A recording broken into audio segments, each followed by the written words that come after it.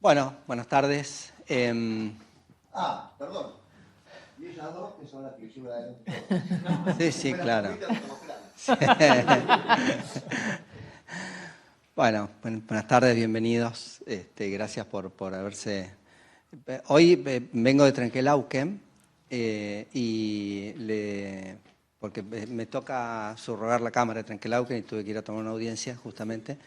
Y le comentaba al chofer que me traía que una idea posible era hacer la jornada en Olavarría, pero que finalmente se hizo acá. Así que les agradezco el esfuerzo de haber venido. Podemos hacer una jornada en cualquier otro lugar. Nosotros estamos dispuestos.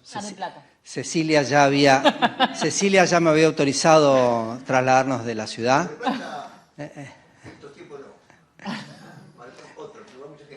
Bueno, busquemos. Retomando lo que decía Sebastián, el proyecto tiene 9 años de marcha formal, oficial, adoptado por la Corte. Es de 2016. Años anteriores hubo igual, de todos los tiempos, hubieron jueces que tomaron audiencias, que trabajaron en gestión, no es un proceso nuevo. Pero lo nuevo relativamente es la recepción institucional, que no es un dato menor, en absoluto. Nosotros en ese entonces, en 2016, que colaboramos con el Ministerio de Justicia Nacional en otras jurisdicciones, con Cecilia, con Luciana, con Ana Echeverri, observamos que las realidades de los poderes judiciales son envidiables en el resto del país por la cuestión del tamaño. La provincia es un mamut o una manada de mamuts, es imposible de manejar. Y eso también se traslada al Poder Judicial. Otros poderes judiciales más pequeños, importantes igual, no estoy hablando de San Luis, que son 15 jueces, de Mendoza, por ejemplo, les resultó mucho más fácil gestionar estas iniciativas porque hay menos gente, menos litigiosidad, el orden es más simple, hay más relación jerárquica y subordinada. Acá nosotros los bonaerenses no somos sencillos, en ningún sentido. Así que tiene todavía, aún con las dificultades que tenemos en la provincia de Buenos Aires, yo todavía le doy más relevancia precisamente por esa razón. El hecho de que, acá está Agustín de la Secretaría de Planificación, que nos está acompañando muy bien, una pieza fundamental, planificación para esto. Bueno, ustedes tienen el soporte también institucional de la Dirección de la Justicia de Paz. Lo cierto es que en estos años lo que hemos podido comprobar, todos los aspectos son de mejora, todos, absolutamente. No hay ninguna señal de alarma, ninguna señal que nos indique que el proyecto de oralidad tiene alguna debilidad que lo invalide. Lo que tiene son dificultades en su ejercicio. Pero sucede algo con el programa de oralidad. Sebastián decía que se tienen que organizar. Cuando ustedes empiezan a trabajar en gestión, quizá ustedes ya lo hagan, porque la gestión no la descubrimos nosotros, pero los que lo hagan habrán visto que cuando se empieza a trabajar en gestión en un sistema determinado del juzgado, después va trasladando sus efectos a otros sistemas, porque uno empieza a pensar diferente cuando piensa en clave de gestión. Entonces, así como tiene que organizar el flujo de casos que van a ingresar en el proceso por audiencias, audiencia preliminar y audiencia de vista de causa, con las peculiaridades que tiene la justicia de paz, después cuando en otros órdenes del juzgado es probable que les pase que trasladen esos sistemas de razonamiento y las mejoras van a ser mejoras generales en relación a todo el juzgado. Esto es lo que viene pasando en los juzgados que trabajan, los juzgados patrimoniales que trabajan en oralidad. Es muy, muy fácil advertirlo, es muy evidente. Lo que sucede es que, por supuesto, lo que no se puede eludir es exponerse personalmente. En el caso, a mí me parece, por lo que yo por lo poco que sé, pero lo que yo veo de la justicia de paz, que la exposición personal a ustedes no les preocupa en absoluto, porque ustedes ya están expuestos. Ustedes viven en comunidades más o menos grandes, son las autoridades de la comunidad, algunos, vamos a omitir los nombres, algunos dicen, pero ¿qué se piensa? Que es el sheriff de la ciudad. Por ahí a ustedes les pasa, tienen que imponer orden, se van al almacén, al supermercado o a tomar un café y se encuentran, están rodeados de los justiciables, tienen todo ese orden de dificultades, es decir, que la exposición personal para ustedes no es un problema. Yo creo que el punto en este caso es la organización de la agenda, la preparación técnica, porque hay que tener los recursos técnicos suficientes para poder actuar conforme a la ley, es decir, conforme al Código Procesal, en el momento, en la espontaneidad de la audiencia, que no es un detalle menor. Ustedes sabrán manejar audiencias, pero ese saber lo tienen que hacer aplicado al derecho procesal, porque no se puede hacer cualquier cosa. Nosotros, lo que van a explicar Cecilia y Laureano, con detalle, es como el corazón del programa, que es el protocolo. El protocolo de actuación probatoria es una serie de regulaciones que nos organiza desde la apertura a prueba hasta el llamado de autos para sentencia, estructurado en 2 audiencias, preliminar y de vista de causa. Ese protocolo está sujeto al Código Procesal, precisamente. Lo que hace es organizar el Código Procesal para que el periodo de prueba sea mucho más eficiente. Y precisamente reposa en otros 2 aspectos que Sebastián mencionó, que es el ahorro del tiempo, la economía del tiempo, la correcta prestación del servicio en un tiempo determinado, y la mejora de la calidad de las decisiones, por la sencilla razón de otro elemento que ustedes conocen bien, que es la inmediación. Cuando ustedes conocen los casos de primera mano, entonces resuelven mejor. No quiere decir que no se equivoquen, pero en el promedio seguro que resuelven mejor. Estos son los 2 elementos que alentaron, que están incluso en la resolución de la Corte, que alentaron la incorporación del programa de oralidad por parte de la Suprema Corte de Justicia. Nosotros hemos visto que los periodos de prueba se redujeron promedio a 6 meses en los juzgados que trabajan conforme al protocolo, 6 meses para el periodo de prueba, estamos hablando de procesos patrimoniales puros, ¿no? Hemos visto que los juicios rondan los 2 años de trámite. Acá está incluida la etapa preliminar, es decir, la etapa de traba de la litis, que escapa a las posibilidades de manejo del juez, es decir, que descuenten eso.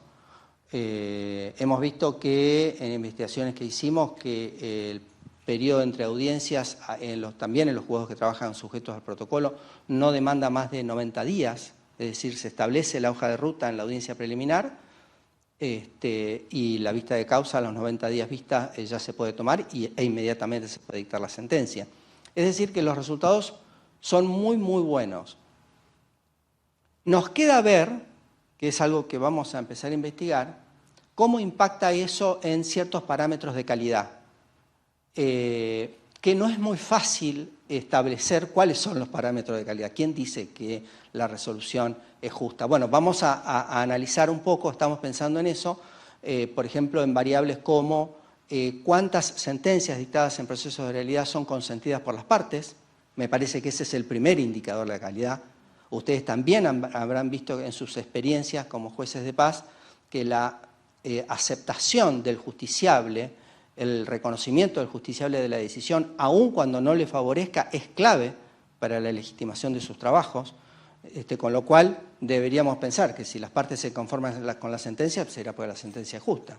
El demandado aún más. Exacto, aún más aquel que se lo perjudica o que pierde el juicio. En definitiva, es un camino interesante, yo creo que es, para eso somos jueces, en definitiva, para tener desafíos y para trazarnos objetivos, sino para qué trabajamos de jueces. Y sin duda les va a ir bien cuando lo implementen y además les va a generar algo que también sucede, que es el compromiso con la comunidad, con la sociedad de ustedes. Una vez que ustedes empiecen a trabajar bajo ciertas reglas de actuación, después no van a dejarlas, porque la comunidad va a estar esperando que trabajen de esa manera. Los que trabajamos en departamentos judiciales importantes de cantidad de juzgados, como es La Plata, por ejemplo, a veces nos quejamos, se quejan los jueces, a mí ya no me toca eso ahora, pero me pasaba, de que los juzgados que trabajan bien, los abogados les exigen que sigan trabajando bien. Sería regresivo. Exacto, exacto. Y los juzgados que trabajan mal, los abogados toleran que trabajen mal. Entonces, uno a veces se siente injustamente tratado. Es un sentimiento igual un poco, poco constructivo y un poco superfluo. Pero no quita, para mí la enseñanza es que el correcto trabajo, el trabajo adecuado, el trabajo eficiente, genera una suerte de pacto con la comunidad, pacto que después la comunidad no quiere desandar. Por eso también es muy importante lo que ustedes están haciendo y vamos a aprovechar que Sebastián se tomó 9 años para impulsarlo y no vamos ahora... Salvo los 3 dígitos. Salvo los 3 dígitos. No vamos ahora a retroceder. Así que bueno, los dejo con Laureano y con Cecilia y con Laureano, que son los que saben verdaderamente de esto para capacitarse. Muchas gracias. Andrés.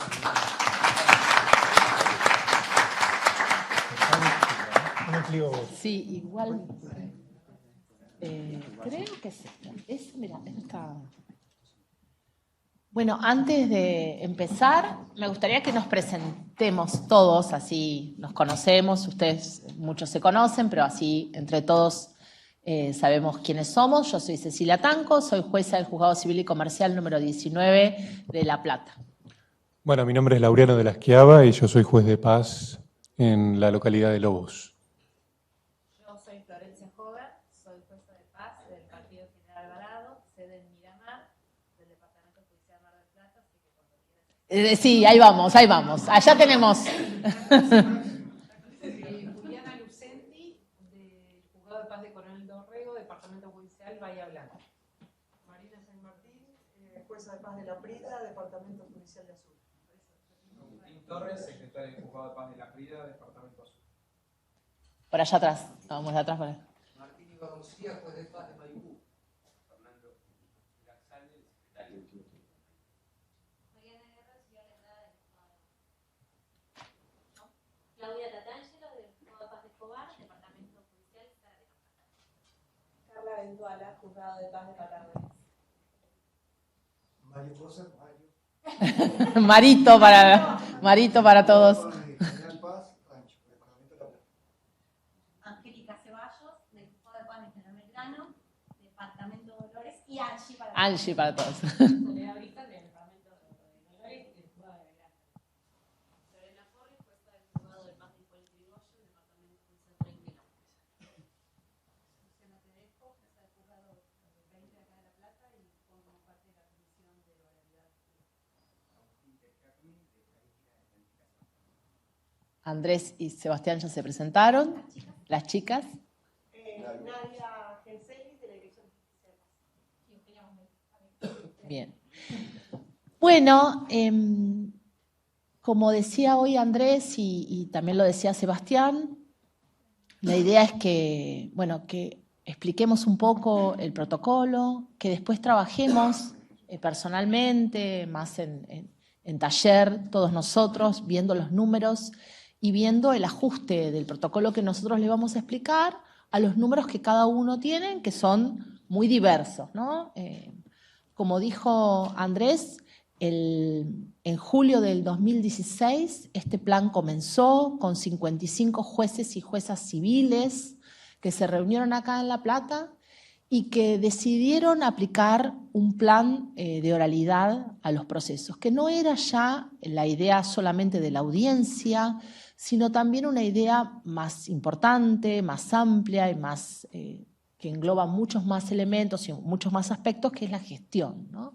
La idea de no solamente tomar una audiencia, que como dijo Andrés, ustedes de eso saben mucho porque toman muchas audiencias, sino además gestionar ese proceso con esas audiencias y haciendo algunas tareas desde el juzgado, desde el órgano, que nos permitan planificar, que nos permitan hacer un plan de trabajo, que es el que en definitiva le vamos a aplicar a ese proceso, a ese juicio, a ese conflicto que existe y que nosotros lo tenemos por ese expediente.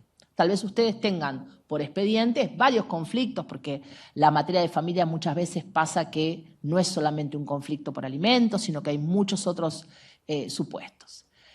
Con la justicia de paz, y después, bueno, Laureano es el entendido en ese sentido, tenemos la cuestión respecto de que no todo aquello que forma parte de la materia del ingreso que ustedes tienen, se le va a aplicar el plan de oralidad. Como nos pasa también a los civiles, porque nosotros los civiles tampoco le aplicamos el plan de oralidad al Ejecutivo, ni le aplicamos el plan de oralidad a la sucesión, sino solamente que le aplicamos el plan de oralidad a unos procesos, y eso sería como la línea central, que tengan alguna cuestión de debate, de proceso de conocimiento y de prueba. Si bien ustedes, cuando vean el protocolo y si leen el protocolo de la Corte, o si leen el plan original que está en este librito y luego el protocolo de la Corte, van a ver que parecería que el proceso al que le estamos aplicando oralidad empieza con la audiencia preliminar, que es esta primera audiencia. Pero en realidad ustedes van a ver que desde que el proceso empieza, nosotros ya empezamos a gestionar.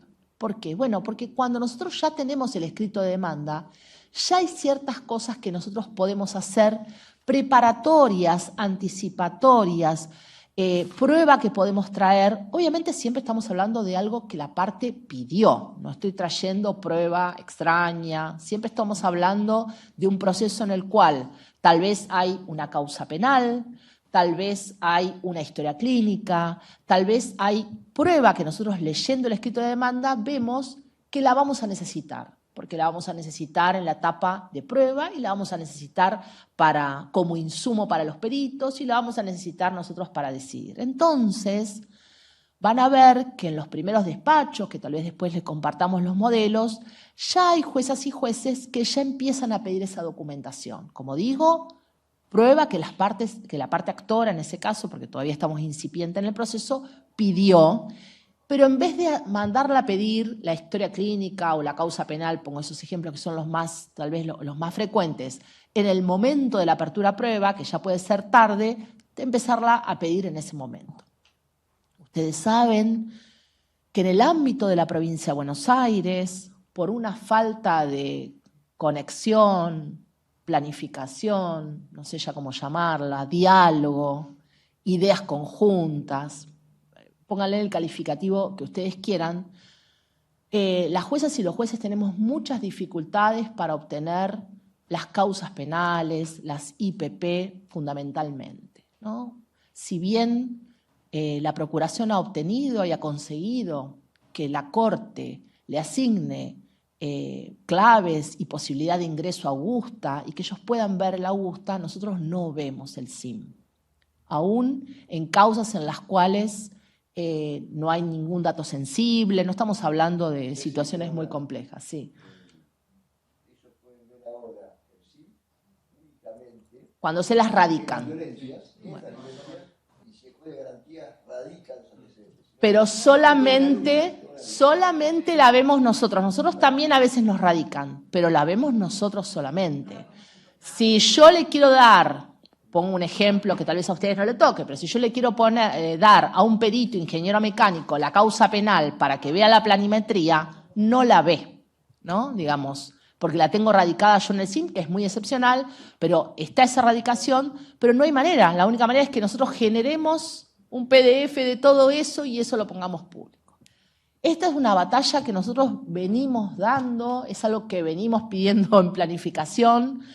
No necesitamos que cualquier persona vea cualquier cosa del SIM, pero sí que nosotros, frente a una petición, tener acceso a esa causa y poder ver lo que en esa causa se ve. Sumado al hecho que a veces en el CIM no está todo, ustedes saben que hay cosas, a veces actuaciones en comisaría que no están, que a veces la causa es incompleta, pero bueno, veo ahí como un desequilibrio entre lo que la justicia penal ve y lo que nosotros vemos con relación a eso. Esto en apoyo de que muchas veces es farragoso, es complejo poder tener la causa penal. Entonces, si yo empiezo tempranamente en el juicio a pedirla o la historia clínica, la empiezo a pedir ya, llego más armada al momento de la audiencia preliminar. El protocolo dice que siempre que nosotros advirtamos que en un proceso debemos recibir las actuaciones a prueba, es decir, que tengo un juicio en el cual, por la controversia que existe, voy a tener una apertura a prueba, debo fijar una audiencia preliminar. Audiencia preliminar, audiencia previa, nosotros la llamamos audiencia preliminar. ¿Qué es la audiencia preliminar? Bueno, es una audiencia que lleva adelante el juez o la jueza, las dos audiencias de las cuales vamos a hablar, indefectiblemente, ineludiblemente, más allá de todas las in que puedan poner, debemos nosotros estar en las audiencias. Esa participación en las audiencias, y después van a ver que lo vamos a repetir muchas veces, no puede ser delegada. Si ustedes están bajo el plan de oralidad, como decía un poco hoy Sebastián, yo digo que los jueces y las juezas, a los que no les gusta tomar audiencias, llegaron tardíamente a la función. Porque puede ser que hace 20, 30 años había jueces que estaban en sus despachos encerrados, por ahí no sea en el caso de la justicia de paz, pero sí en el caso de la justicia civil, encerrados y no veían a la gente.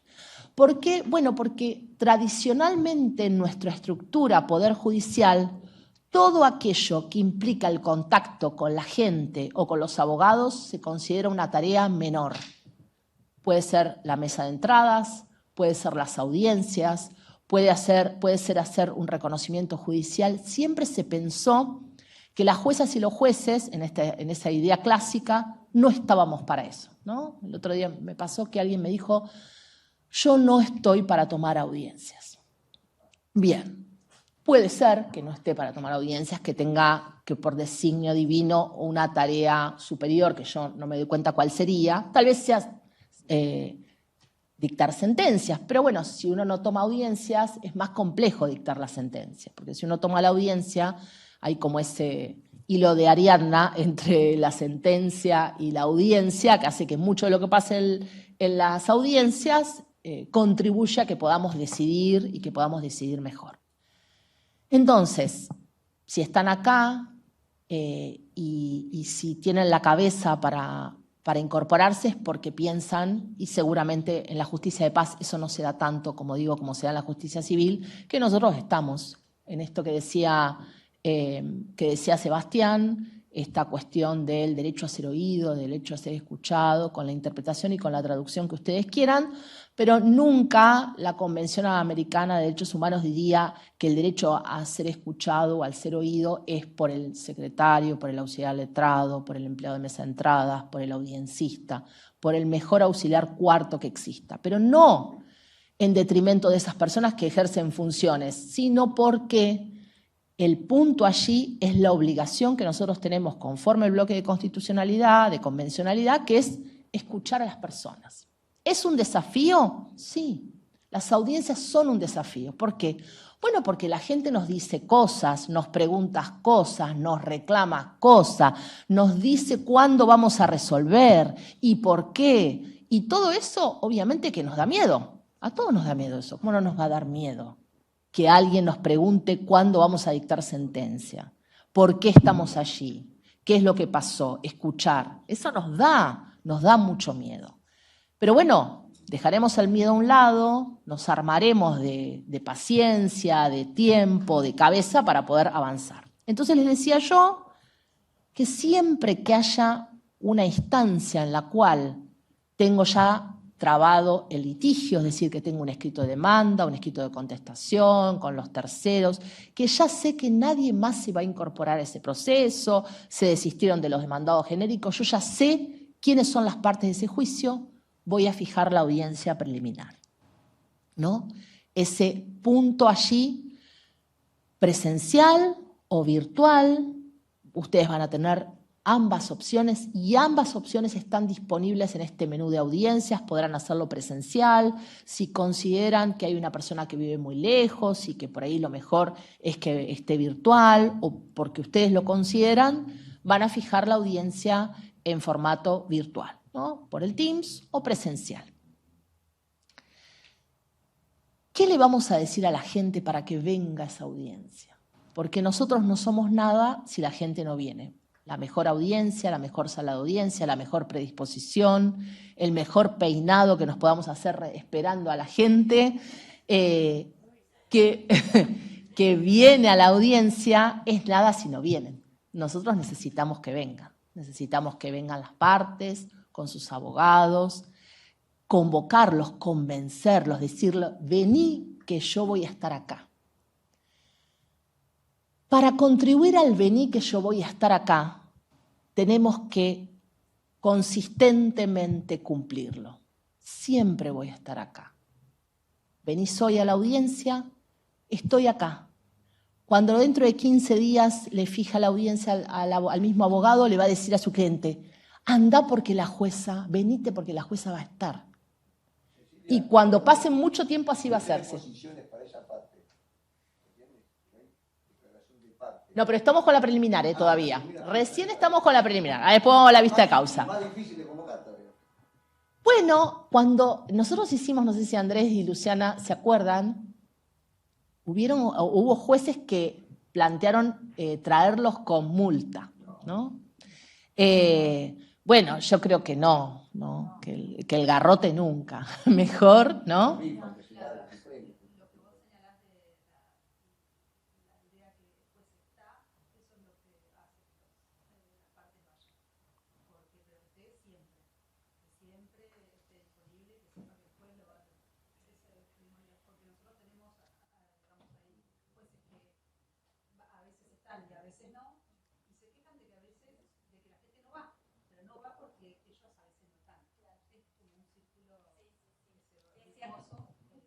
No vale la invocación de poder.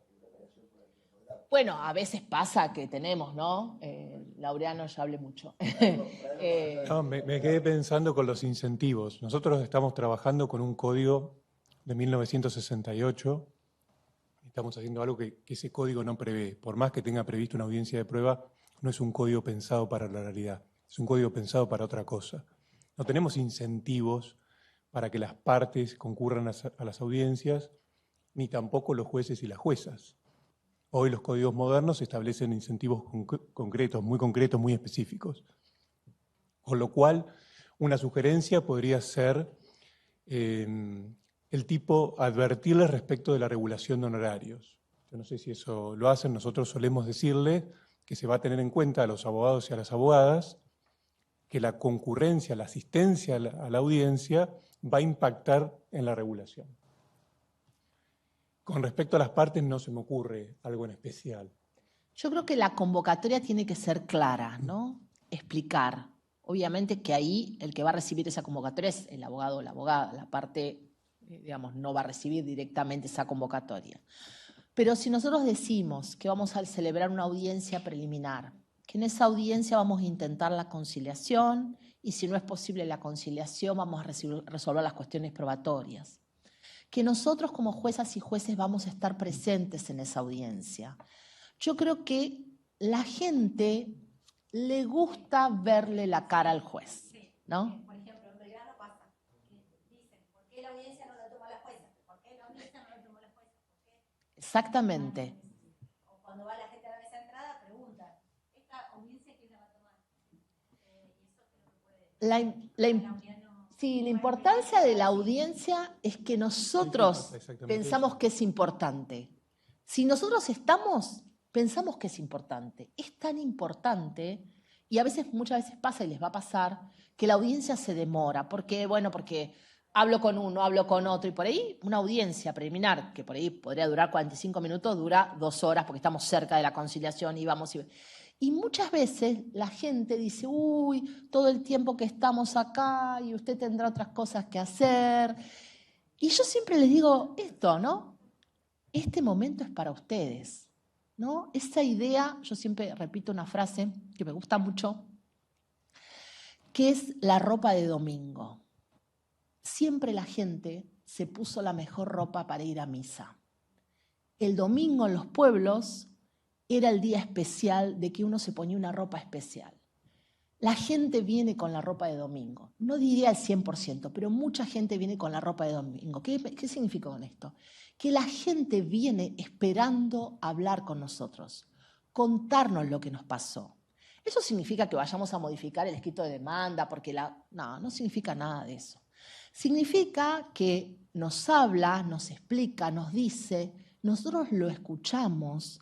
Después no significa que vamos a resolver de una manera o de otra. Significa que nosotros le damos la importancia. Ahora, si yo tomo 10 audiencias y después me empiezo a cansar y empiezo a delegar o tomo, como dijo el otro día alguien, las importantes, ¿no? Muchos jueces hacen la discrecionalidad de la audiencia. ¿Qué audiencia tomamos? La importante. Bueno, a ver, ¿cuál sería una audiencia importante? ¿Por el monto?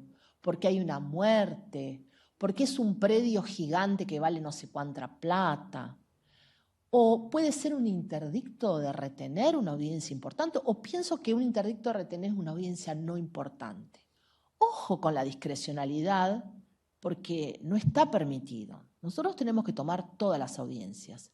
Vamos a tomar todas las audiencias preliminares y todas las audiencias de vista de causa. Entonces, es importante, ustedes después encontrarán en la letra de la convocatoria la forma mejor, y esto, como digo, es algo que se nutre.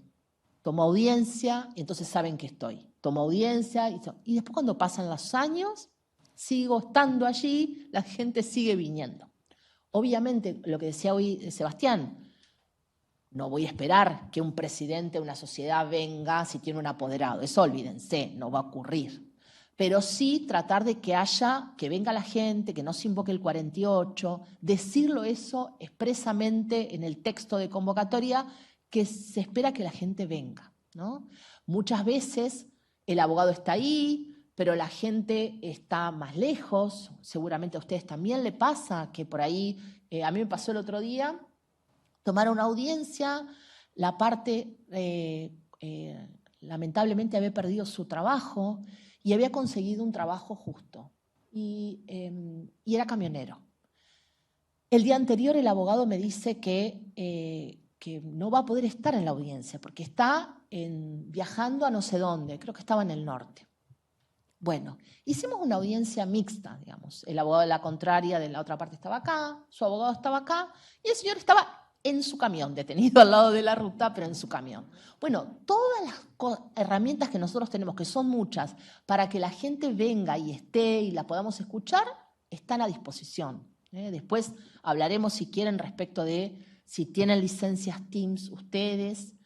Hoy se da una licencia Teams por juzgado, no es como antes que se daba una para el juez, una para el secretario. Si tienen cámaras, pero bueno, todo eso después, si quieren, vemos, charlamos, la cuestión de los insumos que decía Andrés, que también es un tema que nosotros tenemos que tener. Hoy, antes teníamos ecualizador, Cícero, hoy con una cámara es suficiente, o tal vez con 2 cámaras para el caso de los testigos como tiene Laureano, pero bueno, ya no necesitamos tanta cantidad de insumos como necesitamos antes, pero bueno, si ustedes me dicen, no tengo licencia Teams, bueno, es un problema, supongo que todos tienen, pero si no tienen licencia Teams, tenemos que gestionarlo para que tengan las licencias. Llegamos entonces a la audiencia preliminar y vinieron, estamos ahí. Ser puntuales, ¿no? Explicar que uno va a ser puntual, que no va a esperar esta maldita media hora que está tan adentro de nuestra idiosincrasia que no sabemos, yo no sé quién la creó, supongo que vendrá de la confesional y de la confesional quedó para todos, porque ¿cuánta gente les pregunta a ustedes, esperan la media hora? ¿No? Y es una cuestión, bueno, si ustedes van a tener una agenda, después vamos a trabajar el tema de la agenda, pero si ustedes van a tener una agenda y van a fijar como a ustedes les parezca, audiencias preliminares, cuántas, poner todas las audiencias preliminares un día, o poner las audiencias preliminares tal día, o tener, como también Laureano tal vez después explique, depende la trascendencia o la complejidad del caso. Si ustedes le dicen a la gente que van a ser puntuales, la gente viene puntual y todos nos vamos más rápido y todos terminamos más rápido, ¿sí? Ser cuidadoso con eso. Llega el día de la audiencia y estamos ahí. Busquen o piensen dónde van a tomar la audiencia preliminar. Seguramente yo no podría tomar una audiencia preliminar así, yo acá arriba y ustedes ahí. Porque la audiencia preliminar, y también una cosa que los que me han escuchado siempre digo lo mismo, es una audiencia de cierta concordia, de cierta horizontalidad. Estamos todos allí intentando buscar una solución. Y si no buscamos una solución, vamos a hacer entre todos un plan para tratar de llegar en tiempo a la audiencia de vista de causa. Y para eso todos somos colaboradores de ese plan. Obviamente que si no se ponen de acuerdo, el juzgado va a dar pautas, pero en general uno le pregunta a la gente si va a poder venir a la audiencia de vista de causa, si la fecha de la vista de causa le conviene, si no tiene un viaje. La cuestión del trabajo no es menor, no es menor. No es suficiente que nosotros le digamos a la gente que le vamos a dar un certificado de trabajo para que no le descuenten el día. Porque el 50% de los trabajadores son informales y el día se lo van a descontar igual. Entonces, escuchar también esas cuestiones, obviamente que no es que podemos tomar la audiencia cualquier día, cualquier hora, pero tratar de ser flexibles con eso para tratar de que también la gente venga a la audiencia de vista de causa. No, me quedé pensando, no, en realidad prefiero escucharte, Cecilia. No. Pero me quedé pensando... Escucharte a vos, porque vos tenés algo que yo no tengo, que es de la justicia de paz. No, bueno, me quedé pensando en esto de la importancia de tomar audiencias. Ya hace mucho tiempo tengo este defecto de pensar en cuestiones teóricas, Andrés. Pero ya hace mucho tiempo que se discute, en realidad, un aspecto que es trascendente para el funcionamiento de los tribunales y los juzgados, que es la organización, ¿no? Que es la organización de poder, se le suele llamar. Ahora, ¿cómo se organizan esos juzgados y tribunales? Bueno, nosotros tenemos una organización que deriva de la colonia. Y todos estos intentos de reforma han puesto muy en claro que era necesario, hay algunos países que lo tienen hace mucho, separar funciones, ¿no? Y especializarlas. Son dos las cuestiones claves. Separar funciones y especializarlas. Y cuando se habla de la función jurisdiccional, se menciona dos cosas, y solo dos cosas. Dictar la sentencia y resolver, y celebrar audiencias. Alejandro Verdaguer, que es un juez que hace oralidad, escribió un artículo muy lindo donde dice el ethos de los jueces y las juezas, es decir, ese elemento identitario de la función que cumplimos, consiste en celebrar audiencias. Nuestro trabajo es celebrar audiencias. En relación a lo que venía diciendo Cecilia, quizás quieras puntualizar algo respecto del carácter de la designación, que si se dan las condiciones que mencionó Cecilia, una vez finalizada la etapa introductoria, pensemos en el proceso de conocimiento. Me resulta un poco incómodo esto. Teóricamente el proceso de conocimiento siempre se divide en 3 etapas, al menos son los procesos de conocimiento que tenemos nosotros. Esto ha cambiado bastante, pero bueno, es útil para nosotros todavía. La etapa introductoria, la etapa probatoria y la etapa decisoria. Finalizadas las actividades que mencionó Cecilia, que fueron varias, actos postulatorios, resolución de excepciones, integración de la litis, intervención de terceros, y si el proceso se encuentra en condiciones de transitar la etapa probatoria, deben designar la audiencia preliminar. No es optativo. Según el protocolo, no es algo que pueden decidir lo hago o no lo hago. Es decir, una vez que se adhieren y comenzamos a aplicar el protocolo y el caso está dentro del proyecto, hay que designar la audiencia.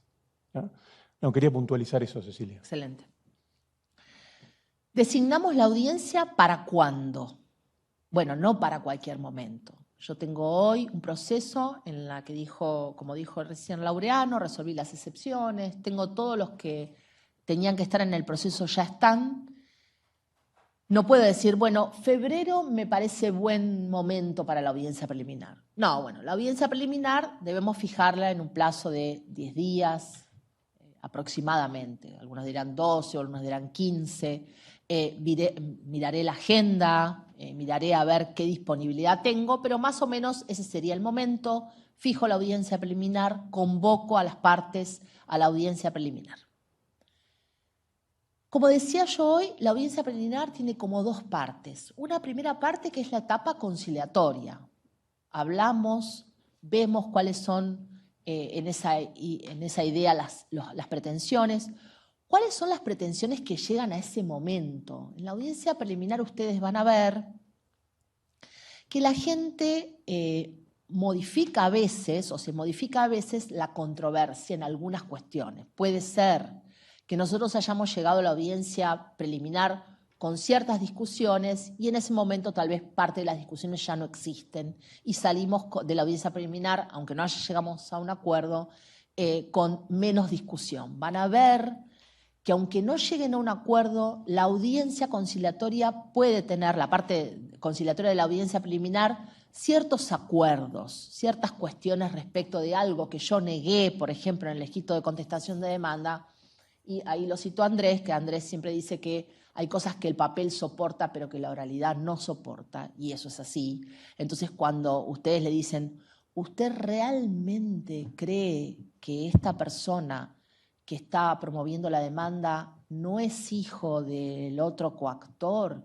¿Y usted considera realmente que vamos a tener que producir la prueba de los certificados de nacimiento porque usted piensa que ahí hay una suplantación? Ahí dicen que no. Aunque hayan negado o aunque hayan... Entonces, es verdad que hay un montón de cuestiones que se resuelven allí que no es menor. ¿Por qué? Porque aunque yo no llegue a un acuerdo, si yo puedo reducir la controversia, la prueba se hace más fácil y la decisión también se hace más fácil, ¿no? Porque al momento de resolver no se vamos a decir, dejo constancia que todo esto ya no está. O por ahí puede suceder que estén de acuerdo en devolver el inmueble, pero no estén de acuerdo respecto de un canon locativo por el tiempo que no tuvo disponibilidad. Entonces uno dice, bueno, llegan a un acuerdo, ¿cuándo se va a devolver el inmueble en tal lugar? Seguimos solamente con una pericia de un tasador. Todas estas cuestiones las van a ver, que a veces no es lo que ocurra siempre, pero muchas veces la van a ver. Empezamos con la cuestión de la conciliación y ahí diría, yo personalmente es el peor, digamos, mi peor entrenamiento, ¿no? Lo que menos me sale. Ustedes seguramente, como juezas y jueces de paz, tienen más armas, más herramientas, pero ahí es importante para la conciliación escuchar un poco a las partes. ¿Por qué? Bueno, porque las partes, a medida que van hablando y diciendo y contando, nos van tirando como unas pequeñas líneas respecto de lo que quieren, que a veces no es solamente lo que está en el juicio. A veces quieren un pedido de disculpas, a veces quieren que el otro le diga, tenés razón.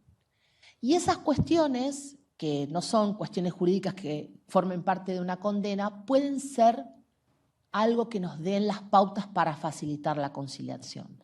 Como así también existen los facilitadores de la conciliación. Les va a pasar que en la audiencia preliminar el señor dice, ¿puede entrar mi mujer? Porque ella me ayuda. O puede entrar mi hijo, porque si hubiera alguna cosa, yo quiero